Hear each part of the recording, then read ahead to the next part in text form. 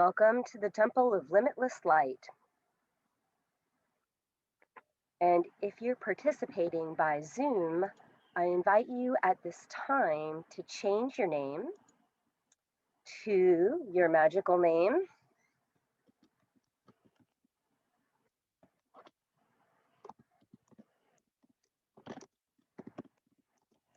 Just for the duration of our meeting, and then we'll change it back.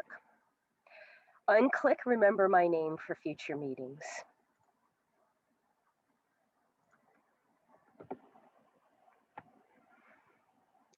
And now let's begin with the basic meditation with the Kabbalistic cross.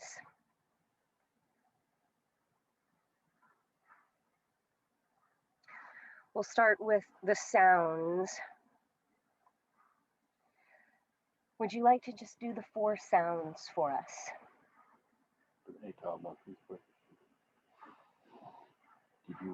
And as you hear the sounds, feel your body and feel the vibration. Feel the sounds vibrating in your being, and feel free to do it along with Frater as well. Did I what? Is that answer? Yeah. Okay.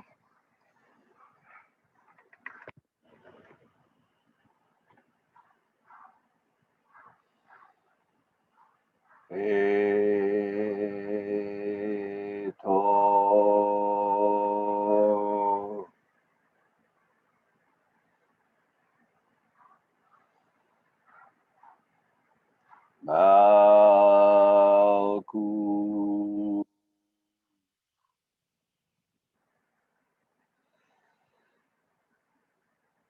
Vegetura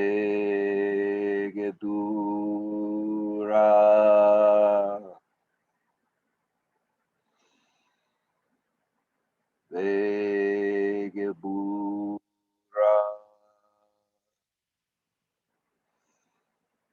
Leolam Amen.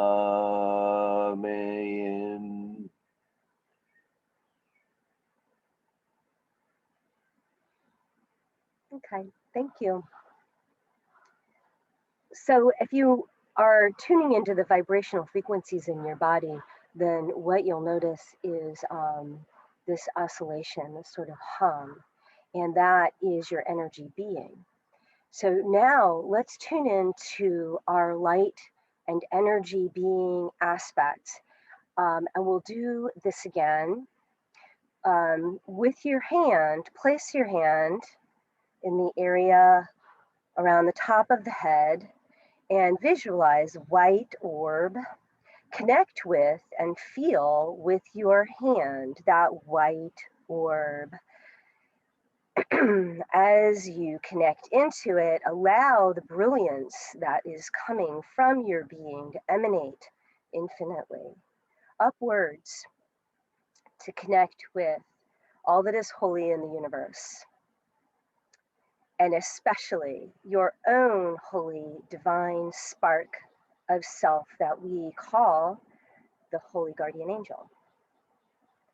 And as you say the word, imagine that light extending from your being outward into the expanse of space. Ata.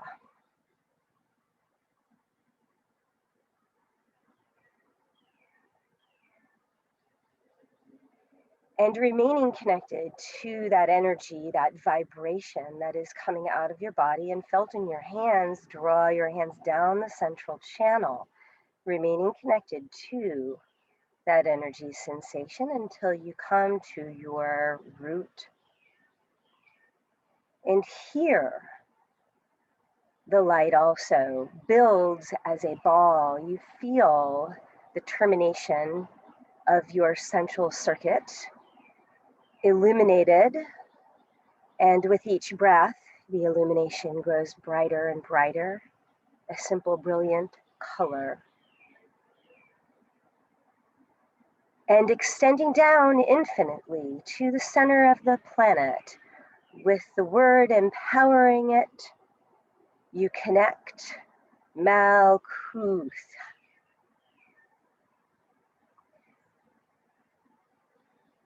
Infinitely up and infinitely down, you are connected as a channel of light.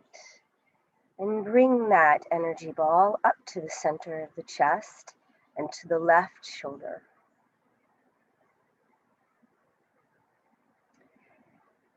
Where your energy body again extends infinitely in space and time, outward, radiating, Vegadula,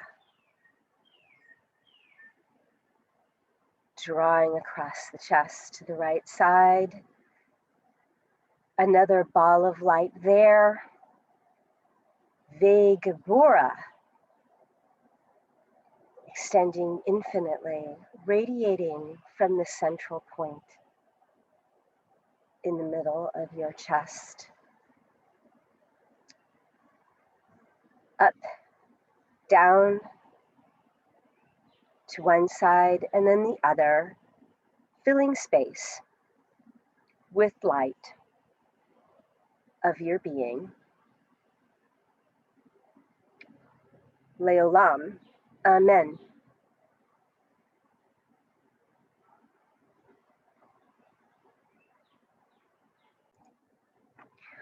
Okay, so moving forward, what we're going to be doing is looking at the lesser banishing ritual of the pentagram, which comes from the class text. So if you go to page 56, that's where it begins the instruction for the lesser banishing ritual of the pentagram. And involved with this, what we're going to look at are two key aspects. There's so many things that we could discuss and cover, and I would like to get into a great deal more than what we're going to look at today. And I know Frater wants to get into a great deal more as well. But for today, what I want you to think about is that we're really beginning to work with the basic tools of magic, which are the elements. So this light and this energy that we're able to sense and feel in that Kabbalistic cross experience that we just had is something that can take on an incredible kaleidoscope of texture and complexity. But we can think about it in terms of 4 building blocks of the universe that we live in currently. And those are earth, air, fire, and water. They're the basic elements. And we see representations of working with the elements across cultures. It's universal. And so what our objective is going to be moving forward in this next month is really trying to identify and feel what these elements are. So not just having an intellectual idea, Earth, I know what Earth is. I've seen Earth a million times. Earth is everywhere. Of course, I know what Earth is. But moving it into this visceral, physiological, somatic experience of what Earth is and what Earth feels like and how it exists as an energetic form, both inside and outside of your being, and then as something that you can manipulate to shape reality in the way that you would like it to look. So being able to modulate the Earth frequency at the will of your consciousness. And so that's what we're going to be aiming at cultivating, is this sort of degree of intent and experience.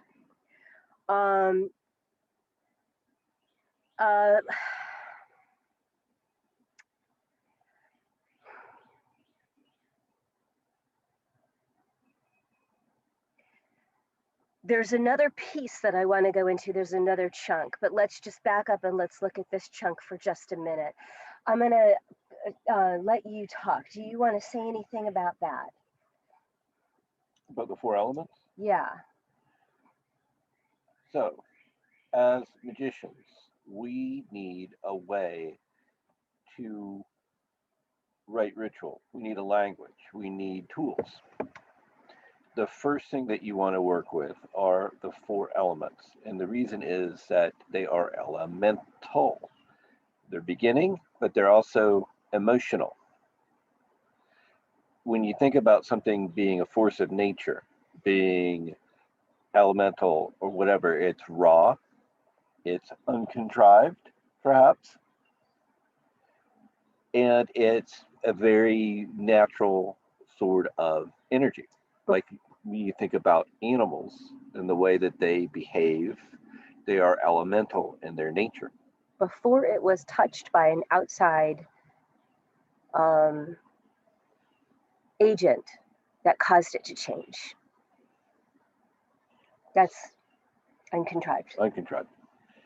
So we start by working with the elements and getting them balanced within ourselves. That's the first thing that we need to do, because they are largely representative of our emotional life. And when we say emotional life in this context, it's a little bit broader than just I'm upset, I'm happy.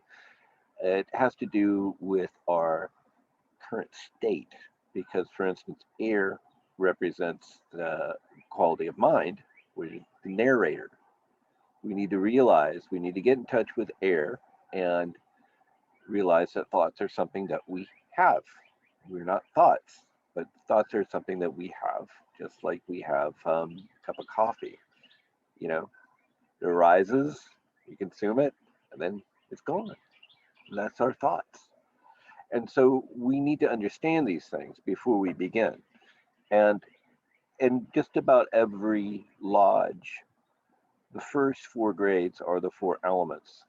And so once you get the elements under some sense of relationship, I don't want to say control, because you don't really control. You have relationship with the four elements within ourselves, then we're ready for high magic. They ripen. They ripen into your awareness. You have done that enough that you understand what it is. You're not fumbling.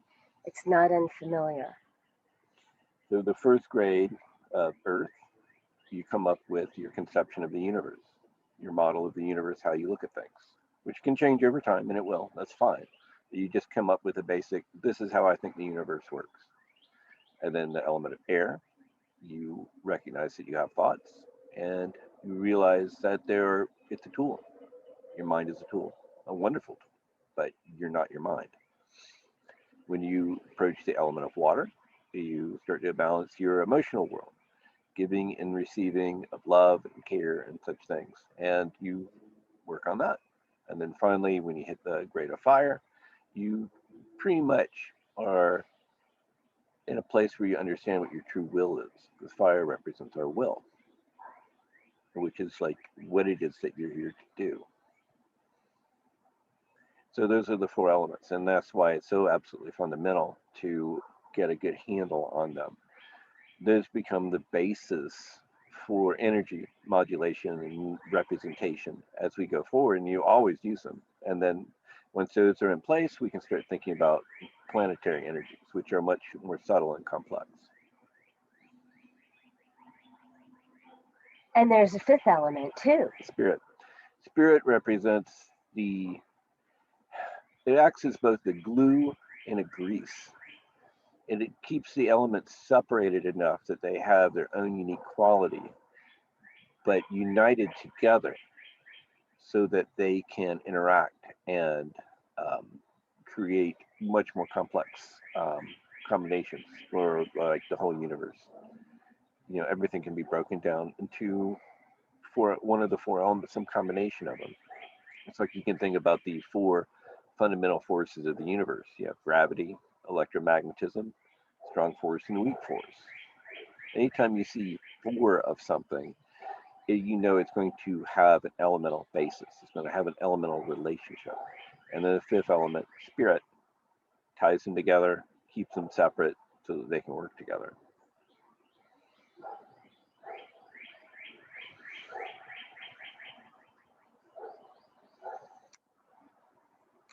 Okay, and so the fifth element forms, now's a good time to bring out your... Oh, you want me to do that now? Yes, now is a great time for you to do that. Okay. So one of the very first symbols that we begin to work with is pentagram. So the pentagram, is this reversed? I hope this is it okay. just looks reversed on the screen, guys. Okay. Here's the elements. So I encourage you all to write this down in your magical journal. Go ahead. So here, let me. Oh, okay. I was trying to. Okay. So here's the pentagram. Now, why are we drawing pentagrams? What's the point of that? We need a way to tune the space around us to represent the different elements, so we can start to sort of control our environment and have conscious relationship with the energetic fields that are around us. When you're doing the lesser banishing ritual, you're banishing earth. Now, the simple rule is that you banish away and you invoke towards. Oh, what I really wanted you to do is talk about, wait, hold on. Before you do that, could you talk to us about the elements? Talk to us about the elements again. Just go through it. This is earth, and here's the symbol for earth. And this is fire, and here's the symbol for fire. And this is water, and here's the symbol for water. Okay. Fire and water, air and earth, and spirit at the top. So at the bottom is earth and fire, right? I'm using my pointer. At the bottom is earth and fire. One goes up, the other goes down. And on this side, they do not have lines through them. And on this side, they do have lines through them. And here we have a circle. So the pentagram is an actualization of drawing together the 5 elements, whereas a square, like you would see for calling in the watchtowers, would be 4. And then the 5th is often in the center. But a pentagram has all 5 built into it. And that's the significance of the pentagram. Well, one of them, right? Okay, so then in discussing how we're going to utilize this pentagram, the first way that we utilize it in the LBRP is the Banishing Earth. Mm-hmm. Okay, so go ahead and explain that. Okay, so we banish earth, so we're going to start at earth and move away from earth.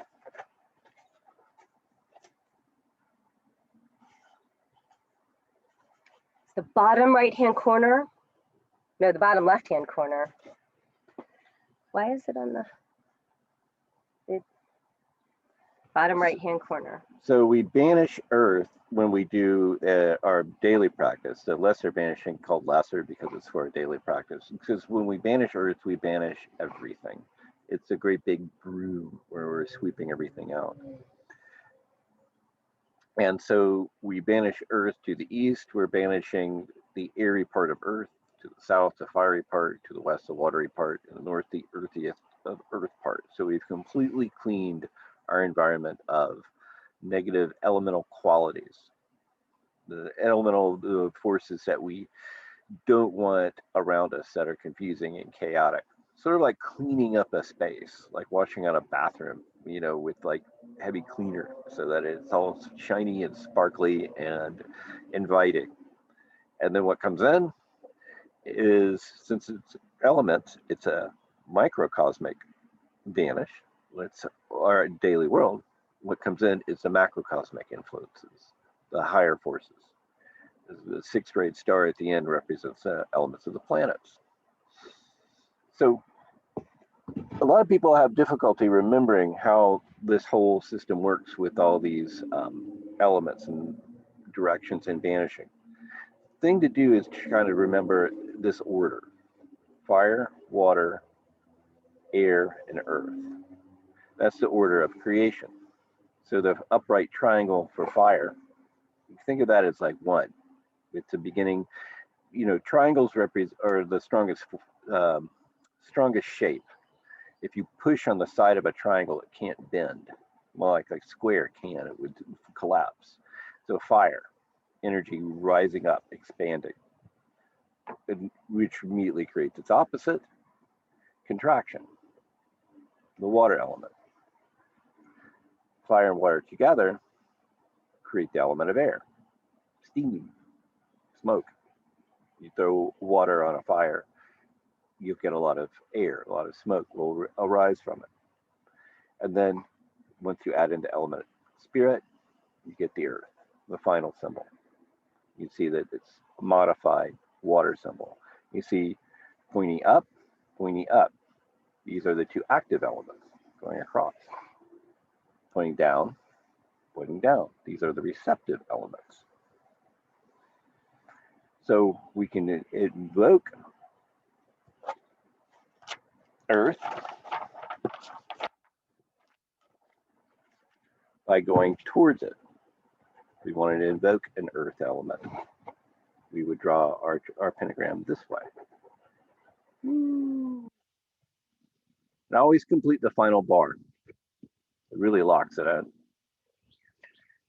Invoking and banishing air and water is easy to remember because air being intellectual and water being more feeling oriented. If I want to invoke air, I go towards the air across the top and becoming more intellectual and less feeling.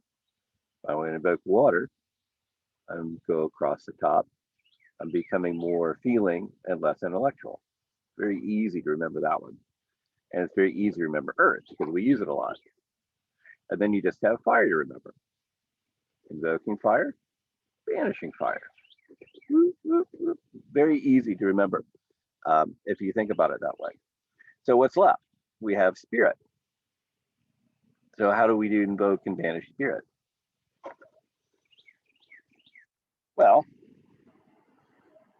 there's an easy way to remember that too.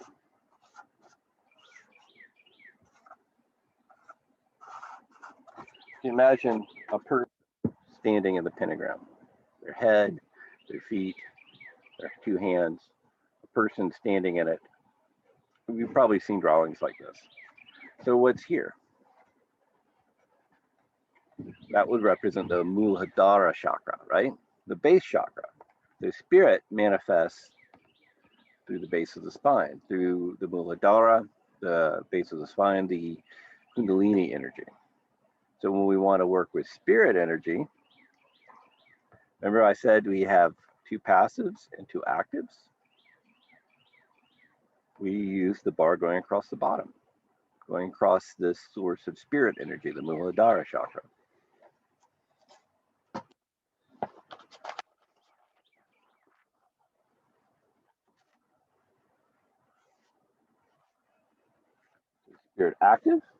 Spirit passive is from earth to water. Whoop. That would be reflective, soft. Passive is, sometimes that's not the best word, but reflective, absorbing, protecting spirit energy. And then spirit active, fire to air, more active spirit element. And it's like, so why would we want to use all these? What's the point?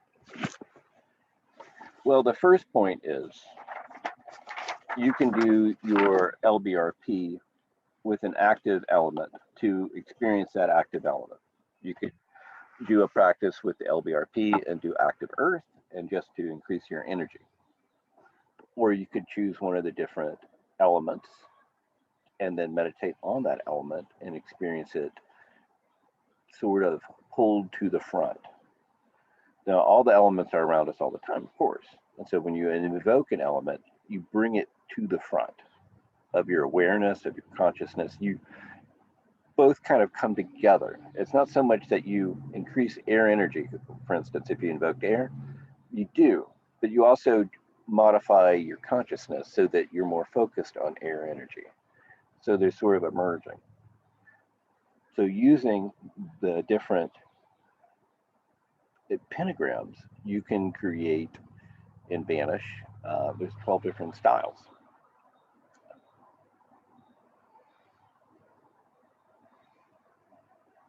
Is there anything else you want to add? we really only need to worry about the Banishing Earth one. That's worry the about the one where Banishing really we're just focused on that one to start off with. That's the one to start out with, Banishing, but you could also do Invoking Earth. But later But right now, all we're gonna do is Banishing because we're just we're focusing for them so that they can learn one thing. Okay. So, want to talk about wands? Wands. So the wand is a representation of the magician's will. Traditionally, they are made out of wood, either almond or hazel or whatever is available for you in your environment. You want to show them yours? Well, yeah, I have quite a few. I'm gonna, I have this one, which is the wooden wand that was made by a wand maker. And I don't know what this wand is made out of. So I'm gonna use this one. I hope that you all brought your wands with you today. And if you didn't, then you could use a pen. I also brought a few other things that I'm gonna be using in demonstration in just a minute. I brought a stick of incense. And for this, I brought a thick kind of rolled incense without a stick. It's just rolled. And then I also brought a resin stick. So, and then I brought Dorje Purba as well for you. If you made it to class today, then you get to see what the Dorje Purba is. And then Frater has some wands as well that I think he's going to show you. And so what we're going to do is I'm going to demonstrate for you some pentagrams that are drawn with a variety of different wands so that you can get a sense of what that looks like. So the second thing that you can be drawing into your awareness is, the first thing is that there are elements for each of the directions. And the second thing is the visualization of the pentagram. And we use the wand as a device to etch that pentagram in the astral plane. You described that so well. Do you want to talk about how that works? So if you read the original documents, they describe using a dagger as the first tool that's available to the initiate. It's kind of a beginner's tool. And the idea was it would help visualize the etching, the drawing of lines of force on the astral plane. Because the wand really, if you look at a traditional group, isn't really available to the initiate until they get their fifth degree, which takes years, because that's when they discover what their true will is. We don't have to follow that, that tradition. We can use a wand if we wish to. So the idea is that you are drawing, and I used to, when I first started, I have this big bayonet that I use at an antique. I would forcibly draw, scratch into the astral plane the pentagrams of the lines of force, because it helped me to visualize very powerfully that pentagram in front of me. And that's what we want to be cultivating. And so I've had for years, I used that dagger, and it was fantastic, because my energy works really well with sharp objects and things like that. And I enjoy tools and sharpening things and stuff. And so the idea of scratching and etching it deeply into the astral plane and then visualizing it bursting into the blue flame. Now, the blue flame that is mentioned over and over again is the light of Hesed, which literally translates is unselfish love, just pure love with no requirement. So it's a love energy is what we want to be able to cultivate. Even though we're etching these lines of force, it's an act of love. It's an act of positivity. It's an act of, unselfishness that you want to cultivate as the energy that you project. The great secret of magic is that it is actually powered by love. If you go in to do ritual, and it's not a loving act, it's not really going to work very well. It's going to be dead. It's going to be like having a robot do it for you. A sincere desire to achieve an awake, aware state of will for the benefit of all sentient beings. So this one looks like it's going pretty well.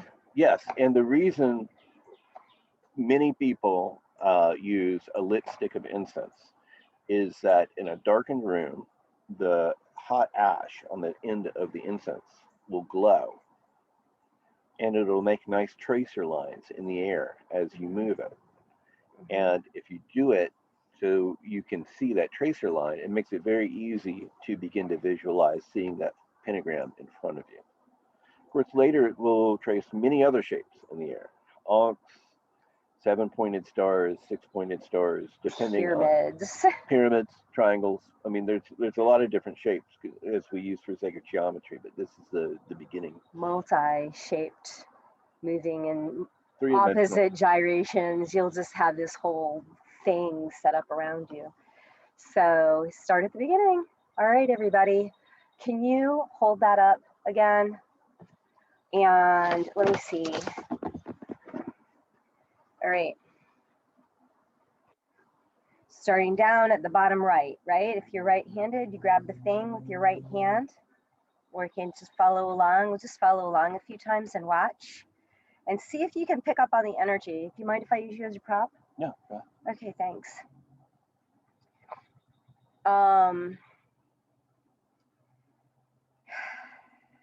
So grab it with your right hand, start at the bottom, which is earth.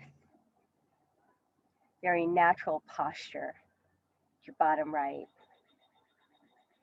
And go up to spirit, down to fire, over to air, and then across to water, and then back to earth. And then back up. And then back up. You repeat the last bar. You repeat the first motion. Thank you.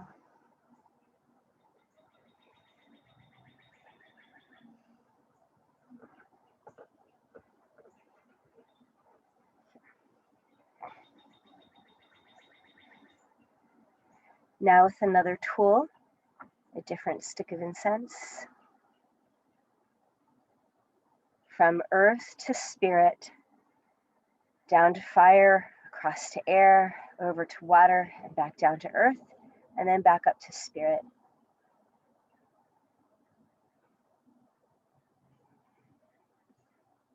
With a wooden wand, from earth up to spirit, down to fire, over to air, over to water, and down to earth. And back up to spirit. I thought I did that, I'm sorry. There you go. With Dorje Purba, it's probably not the best idea to be doing this.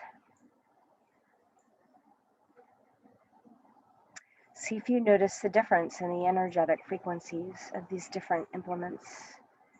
From earth to spirit, down to fire, across to air, over to water, down to earth, and back up to spirit.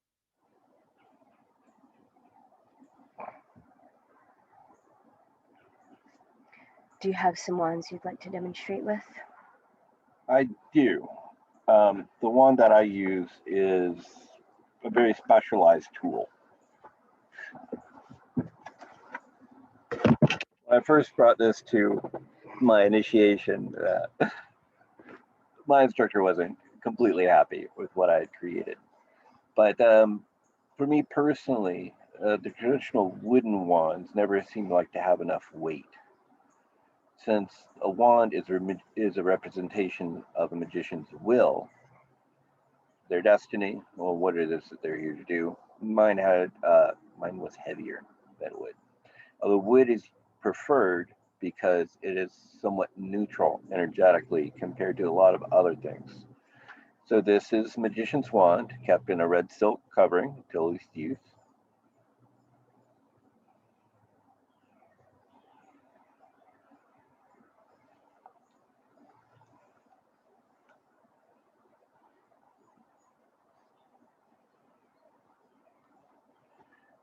At the time I was ready for my initiation, the crystal phase was like at its height, I would think, in America. And so I built a Transmuter Wand. Now this is a multi-tool. It represents both the wand, the dagger, and the sword. It's a multi-function tool used both to draw lines of force and to separate things out together. The body of it is copper. I went to a hardware store and bought copper pipe and copper fittings for the ends. Now a wand is meant to have a clearly demarcated in some way female and masculine end, polarity like a big magnet. If you looked at the wooden wand a minute ago, it had one end is pointy and one end has a little knob so that you know which direction it points in. So clearly this is the more pointy end, the masculine, the crystal that's inset. What kind of crystal is that? I think it's a tabular. I chose it based on its shape, its size, its clarity, and I wanted a natural piece. But the point is that it's quartz. The bottom half of the wand is filled with magnetite, and it's actually very powerfully magnetic. This isn't really good metal, but only metal nearby. So magnetic, pulling, the feminine aspect. What does it do with the purba? Probably not a good idea. Really? Does lightning come out the end? Well, respect the purba. Okay. The top end is filled with crushed It was the purba's amber, idea. representing the positive aspect. So we have sort of the magnet aspect of the both halves. And originally I had a light in the end, so it would create nice tracers, which I've thought about perhaps doing that again sometime. And if you read the great Franz Barden, who is very into all sorts of wands and different types of magic, he's a very good writer to read up on. He always suggested every wand should have a bit of gold in it. And he had ideas for getting tiny amounts, like speck. That's he didn't want a solid gold wand. That's ridiculous. So I covered the both ends with a small amount of gold leaf in order to complete the wand. And of course, the handle, the place supposed to act as a place to grab it, so the oils from my hands won't mess up the patina that's forming on the copper, but also to act sort of like as an insulator. Franz Barden talked about a lot of things. He called them fluid capacitors. He had a very electrical sort of model of magical energy, and so he'd like to imagine like a capacitor has it insulated so it builds up a charge. And in practice, what I was trying to build as the young magician is a spiritual bazooka, but what I ended up with is more like a scalpel. It draws very exquisite lines of force, and it's very responsive because it came from me ultimately. And of course, there are certain prayers that I say as I use it in ritual. When I open it, I say a prayer, I pass it through the incense smoke, and I consecrate it before every use in ritual. But I don't use this all the time. It's only for certain parts of rituals, and it's only for certain things that I do. Because most of the time I find I enjoy simply using my hands to manipulate the energy and to draw the pentagrams and such. But yeah, this is a tool. This is the kind of thing that you can make if you wish, if you feel inspired to. But it's more of a following your intuition. Kind of, here, put it back up here. It's kind of nice the way the light comes through like that of the sun. Mm-hmm. I've been watching it come through. Key rotated around so you can see that. Some people like to write on their wands. That's definitely a possibility. You can write different symbols for the elements, for spirit, for prayers, whatever you wish. I always found that to be too limiting. Yeah, I wish I had written down what my wand was. Ash. Probably. All three of them are ash. Can you draw them a pentagram with your wand so that they can see that energy? Now, just the lesser banishing ritual of earth. And and then just see if you can feel how that energy differs from the pentagrams that I do. So you draw a symbol in the air that the astral plane is meant to charge place. You want to do it with intention and will. You want to keep your head straight and look forwards and follow the tip of your tool with your eyes.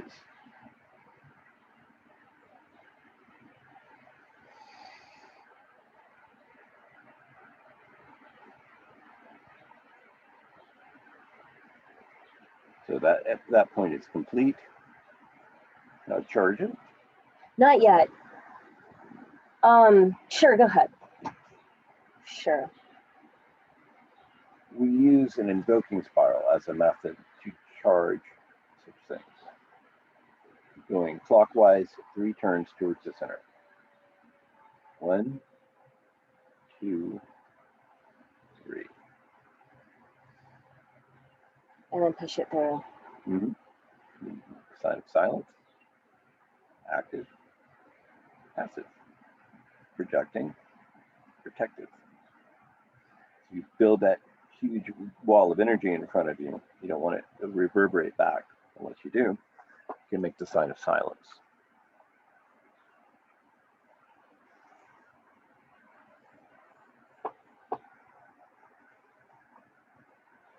Okay, so when I think part of the reason that I wasn't completing my pentagram properly was because I wasn't starting it in the right place. When we held up this board and we held it in this way, Earth was on the bottom right, but you just did the banishing ritual of Earth starting from the bottom left. So to us, it looks reversed.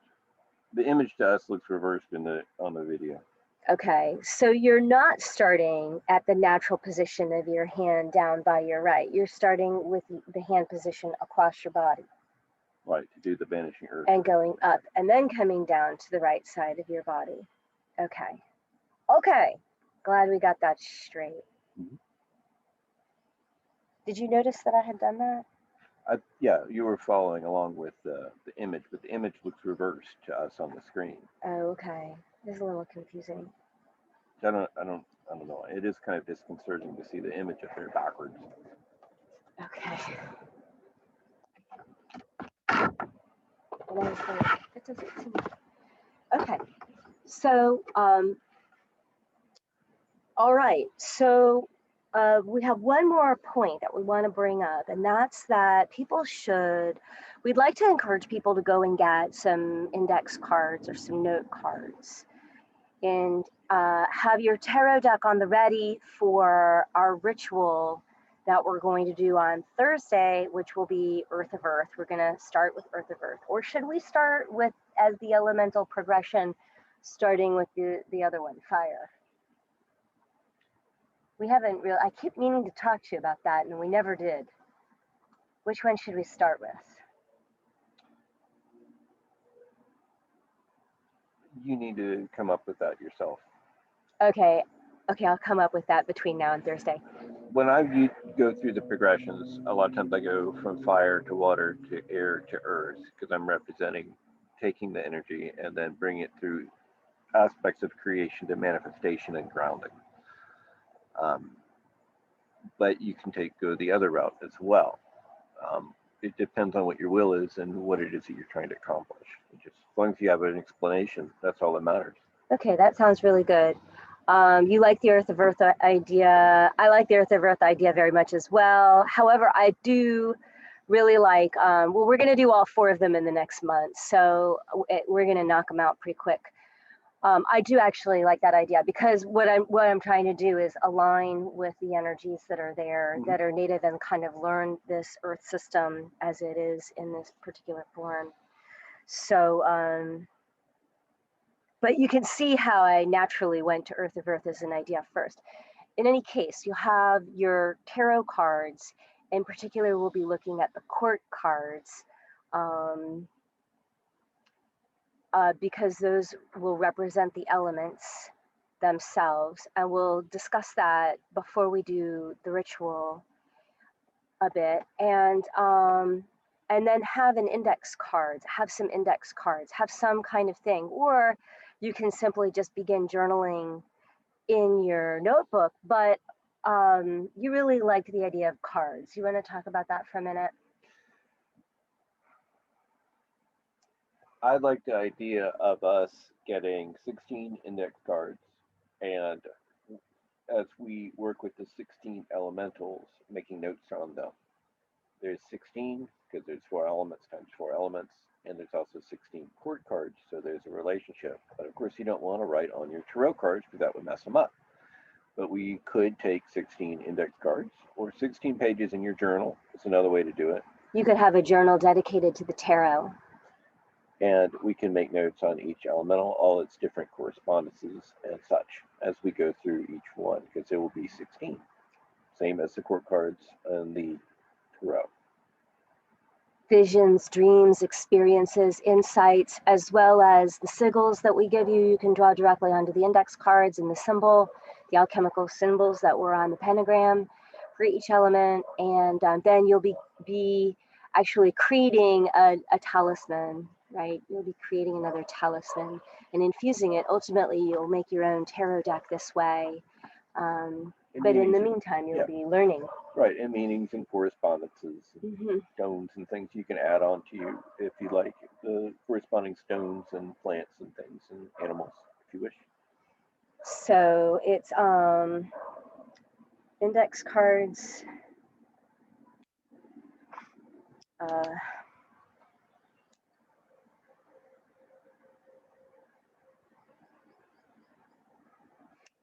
And, you know, begin to gather up a collection of wands if you don't already have one. So let's see here. It can be any convenient stick. Any convenient, including your finger. Anything else? Can we talk about the spirals? Or is that too much for one day? It feels like a lot, doesn't it? Why don't we save spirals for next time? It feels like a lot of information. Why don't you talk briefly about it, and then think about it more over the week, and we'll hit back on it again next Sunday. Okay, we'll talk about this multiple times, but let me just put the idea out there for you to start playing with and thinking about. If you read the original Golden Dawn materials, and the way that 99% of all magicians do it is, if they want to, they draw their pentagram, and then they charge it with the sign of the intra, which is like this, going towards sign of Horus. Whoosh. That's totally fine. And if you like that, use it. Totally great. Active, passive, Horus, Harpocrates, right? 2 aspects of the god Horus, the active warrior god, stab you with my sword, and the babe on the lotus, sign of silence, protective. Totally fine. I use sign of silence in ritual all the time. It's a very, very good mudra. But in this tradition, we use a series of spirals to charge and banish. The reason is that it comes out of Wiccan, Alexandrian Wicca. In Wicca, they have a thing called a cone of power, which in that the high priest and priest stand in the center of the circle, and then all the participants rotate around them, chanting as a way to build up a cone of power. And then after they reach sort of an ecstatic sort of height, the high priest and priestess exteriorize all that energy to cause something to happen. Like, oh, we want to have more healing energy, or we want to manifest a house, or we want to send healing energy to Frances because she's not feeling good. So they would stand in the middle, woo, whoosh, woo, woo, build up, pow, and they would send it out. And then Frances would receive that healing energy. If Frances consented to receiving healing. Well, Frances is a part of the coven, and Oh, she couldn't make it that day because she's not feeling good, right? And So, we asked her first. right, of course. Anyway,